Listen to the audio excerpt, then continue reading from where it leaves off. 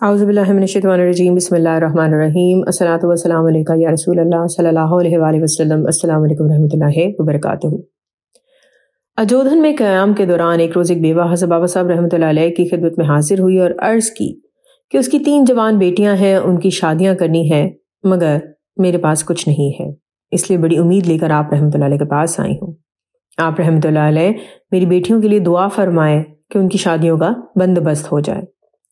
حضرت بابا فرید الدین مسعود گنج شکر رحمۃ اللہ علیہ نے اس عورت کے بار بار اصرار سے مجبور ہو کر اس سے فرمایا، جاؤ باہر سے مٹی کا ایک ڈھیلا اٹھا کر لاؤ۔ عورت باہر گئی اور مٹی کا ڈھیلا لے کر واپس آ گئی۔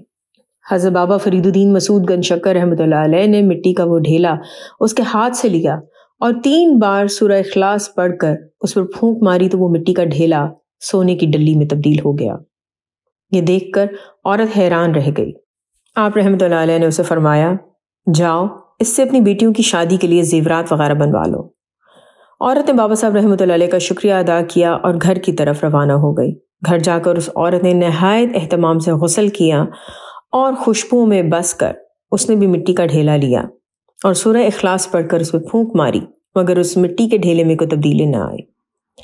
اس عورت نے سینکڑوں بار سورہ اخلاص پڑھی اور بے شمار مرتبہ وہی عمل کیا، مگر اس مٹی کو سونا نہیں بننا تھا، وہ نہیں بنی۔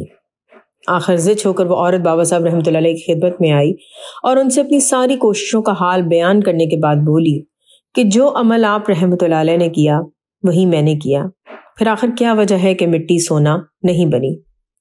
حضرت بابا صاحب رحمۃ اللہ علیہ نے اس عورت کی سادگی پر مسکراتے ہوئے فرمایا، اس لیے کہ تیرے منہ میں زبان فرید کی نہیں تھی۔ سبحان اللہ۔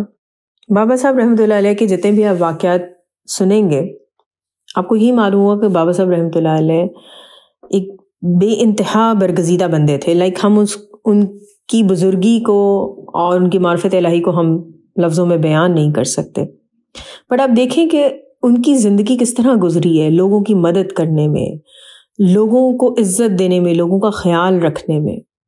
اللہ تعالیٰ ہم لوگوں کو بھی توفیق عطا کریں کہ ہماری زندگی کے ہر پل سے دوسرے لوگوں میں آسانیاں تقسیم ہوں۔ آمین ثم آمین۔ الصلاۃ والسلام علیکہ یا رسول اللہ صلی اللہ علیہ وآلہ وسلم۔ السلام علیکم ورحمۃ اللہ وبرکاتہ۔